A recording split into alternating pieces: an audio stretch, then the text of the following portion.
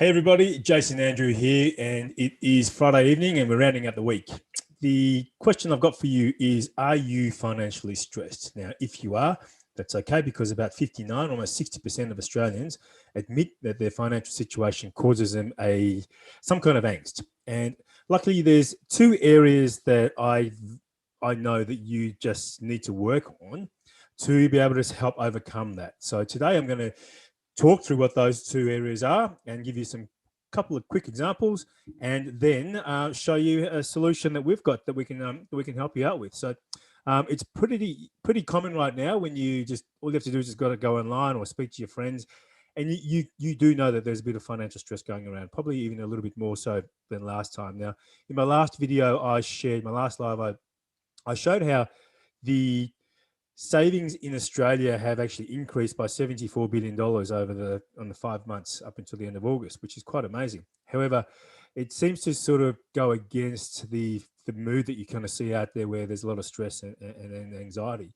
So if it is you, then don't worry, because you are not alone. So I'm just going to share with you, I decided to do a bit of a presentation today, which is only a couple of slides, but it makes it easier just to talk about it. And you also, it means you don't have to look at my face and this shadow that I'm wearing this hat here because the barbers have been closed for about 3 months and I need a haircut. So look, if this is you, if this is what you kind of feeling like at the moment, then don't worry. That's it's very common, and there's one of the main reasons why you might be feeling this is it's either because of the external factors or because of internal factors, and they're the two key areas. And external factors at the moment, it's pretty obvious. Okay, so there is, luckily we've got JobKeeper, which is okay for some who are able to get that, but it's fair to say that some businesses are struggling, but some people are doing okay. It's a matter on how you deal with it.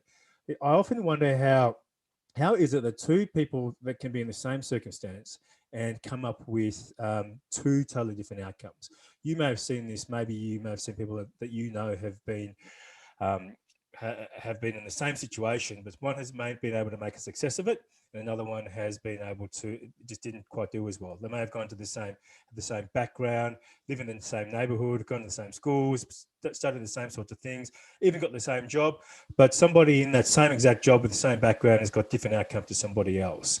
A good example at the moment within COVID, even though it has an impact. I mean, what it's done for me is made me pivot the business and come up with a fantastic solution, which I'm really happy to share with, which I will do at the end of this live, which I think is a game changer for a lot of Australians, and just helping them take that little step towards feeling more relaxed about their finances. But when you have a look at, for example, the entertainment industry or the events industry, you can see that a big difference. Now, I couldn't quite get the figures on the Australian events industry, but for example, in the UK, the events industry is massive. It's like it's a 42 billion pound per annum industry, which is about $78 billion. In India, it employs over 60 million people, according to the information that I could find. And so you have got millions and millions of people losing billions and billions of dollars because they're not able to host events like they used to. And sure, you could do Zoom, and it's very difficult to get the same impact like in a Zoom than if you were to go into a live event where you're surrounded by thousands and thousands and thousands of people. Or is it? So I was lucky enough to attend a session by Tony Robbins it was about a month ago now. And, Tony Robbins, if you don't know him, he's not a motivational speaker. He's like one of those guru guys he's a professional coach to politicians, to billionaires, Warren Buffett, those kind of people. And he is known for going in and giving presentations to 10, 15,000 people. He'll hire out a whole tennis stadium and people will pay thousands of dollars to go and see him. So he has obviously been impacted. He's on the road 230 days or whatever a year. He has been impacted by COVID, obviously. So he spent quite a bit of time getting upset about this. And I'd always heard about him and thought that it'd be something great to go to, but just couldn't quite manage the time to do that until I got wind of the ability to go to one of his remote sessions. And what he did was he totally pivoted his business. He spent a couple of months being angry, but then he decided that, you know what, everybody else is going through the same thing. So what am I going to do to change from being this picture that you see on your screen to trying to making something out of it? And so what he did was he then leased out a warehouse down the road from his house, and he built up this huge 15-foot screens surrounding himself in 180 degrees of screens, and decided to do a 4-day Zoom seminar, which I attended, which was actually, when you say you don't get the same feeling from being live to actually being out in a Zoom, which looks like this. If I can bring that up. Let me just bring this through. Which looks like this, guys. This is Tony Robbins in this. You can see him, all these little screens in there. They are people in their lounge rooms attending a virtual event. So he's gone from having lost millions of dollars in events to doing something like this, where you have people actually who can now go in and experience him who couldn't before. So I'm a classic case where it was just difficult to get the time away with the family to go and, be indulgent and spend 4 days in Sydney in submerging myself in Tony Robbins. And I was able to do that, and I was able to do it cheaper. So I paid $500 for this, and so did 12,000 other people. So I did the numbers, and, that is for 4 days, he just grossed $6 million in revenue just from running this event. Now, so he's someone who's been able to go from being really annoyed about the situation to totally pivoting and then turning around and making $6 million in a weekend's worth of work. And that's not a bad way to turn things around. And so I'd encourage you to think about your current environment and what you can do to pivot. And if you haven't already done so, to flip the situation, to say, okay, what am I going to do now? I mean, I've turned our business into being someone that goes out and speaking to financial advisors and face-to-face, to now going in online and doing these lives, which are getting out of my comfort zone to try and create value. And what's been great is I've been able to create value to more people, and people that I probably wouldn't have before. And I know some of you are here because you're either been responding to a comment that I made online and I've invited you in, or that you have seen an ad. And we're growing, like it's only been 10 days, but really not even that, really, really growing. And it's been a great journey. So those are the external factors that you have to deal with to get you through to be thinking better about creating money and about saving and accumulating. Now, the other thing is internal. I came across this really interesting post last night in a group that I'm a part of, and it was this. I'll show it to you now. And the comment was, how do you balance the desire to have financial freedom versus the ethics of contributing to the wealth divide and ever-increasing difficulty of those struggling to enter the housing market? Now, that's a pretty guilt-laden comment, but what you see there is that somebody who's actually feels guilty about going out and creating wealth and even just saving money. So it's one thing to actually have external factors, but if you're backing that up with feeling guilty inside about wanting to create money, then this is you. I mean, imagine that's a double whammy. So the thing about this comment is that there is actually no limit on abundance in the world. Like there's no one's actually put a cap on what you can actually create. There's actually, humans always find a way to create and create and create more. So if you think that by you actually going out and earning more money means that others miss out, and if you are one of those people that thinks that people that actually earn money, or the rich people out there, are evil, and that the wealth get wealthier and the poor get poorer, then you are actually by default stopping yourself from accumulating wealth. Because even if you have your tiniest hint of, getting angry with people who've got money, or feeling bad because you don't, and other people do, then you're automatically defaulting your situation, because internally it's hard for you to actually want to get out there, because you're given this immense feeling of guilt and remorse. Now, it's pretty common. A lot of us are brought up. I was brought up to, very religious background. I'm not so much anymore, or not at all. But when you're brought up like that, you are brought up to believe that money is the root of all evil. And so how can you actually go from thinking that the money is the root of all evil to then wanting to actually have money yourself? There's this massive, massive inner conflict, and it's really hard. And many people never, ever, ever, ever break free from that. So You've got your external factors, which you can get through, but the biggest killer for a lot of people, metaphorically speaking, from a finance point of view, is the internal struggles. So what are your internal struggles in there from stopping you from creating wealth? You know, Jim Rohn once said that someone told him that if you were to take all the money in the world and disperse that evenly to everybody in the world evenly, then it wouldn't take long for that money, same money, to end up being in the hands of the same people. Meaning that it's not so much the circumstances that are stopping people from creating wealth. It's not so much that the rich are getting richer or the poor are getting poorer. It's that other people think differently about money. So what you need to do is go from feeling like this to wanting to have a feeling of, you know, this, which is a bit more bliss, and this, which is actually achieving. So rather than that feeling of lack, you need to start adopting this growth mindset.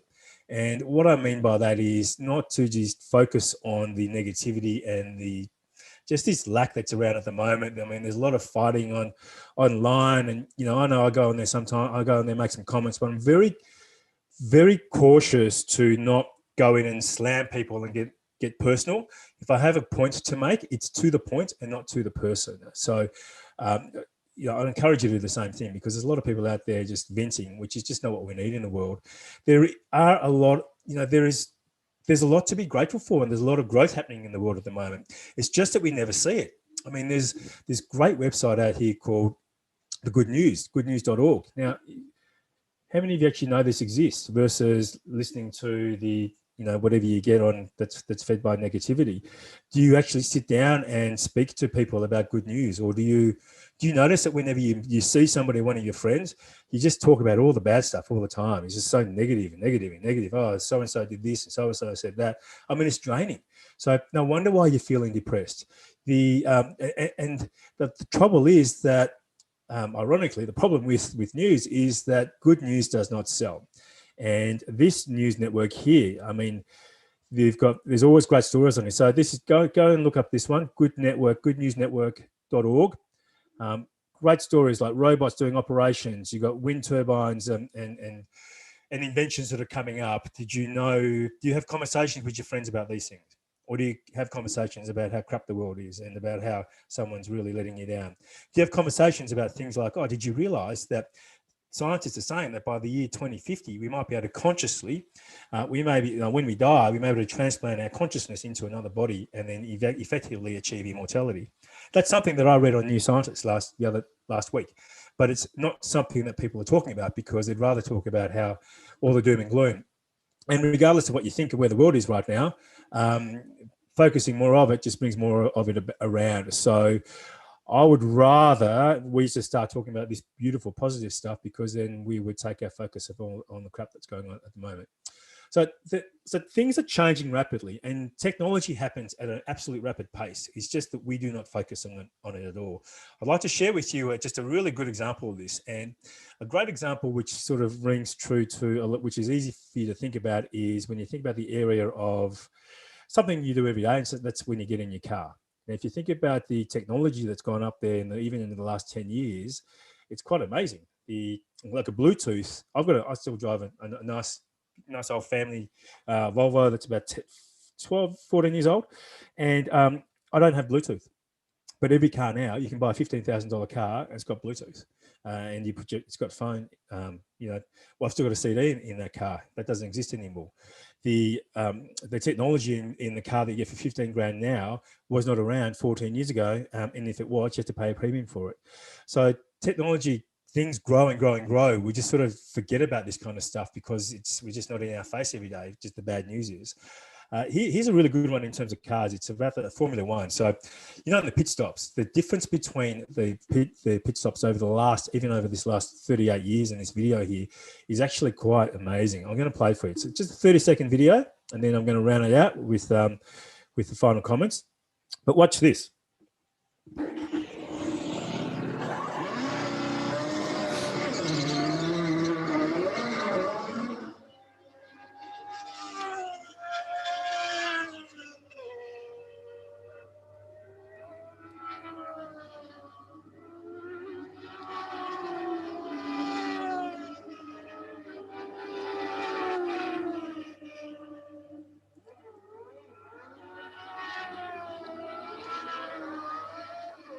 Did you see how long those guys were those guys had finished beforehand down the bottom there in 2018 versus the other one?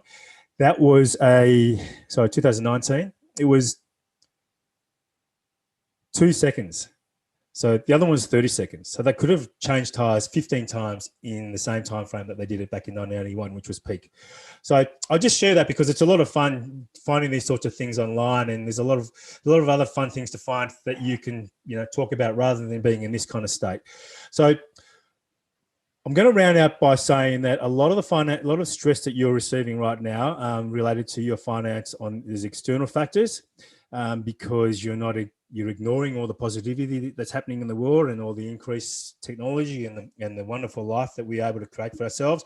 And there's also the internal factors that you are eating at yourself out of way with, because you might be eating at your own values, because that's stopping you from creating the wealth that you want. And a lot of it starts with just trying to manage your cash flow and just managing your day-to-day, because that can be stressful enough as it is. So what we have created is a solution to try and get people out of this kind of stressful environment just by taking a small step in understanding how their cash flow works and how they can actually implement some just really simple changes, but effective.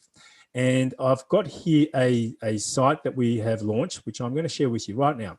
And it's called fundmoney.me, fundmoney.me. I'm going to invite you to go there right now and click on that and download this ebook for free. It's called The Cashflow Breakthrough.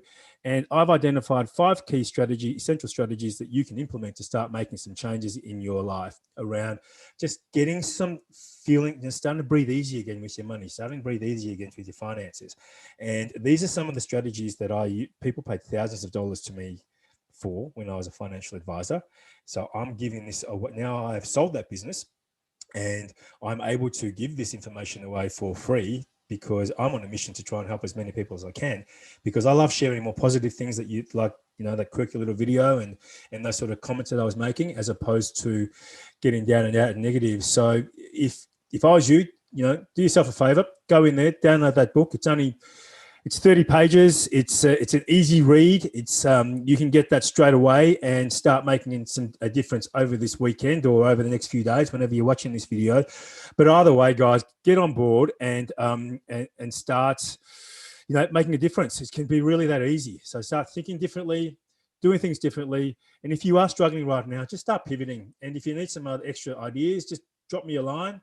I'm happy to help out, as many people as I can. So I recommend you do that right now while I've got the capacity before, this takes off, because it will.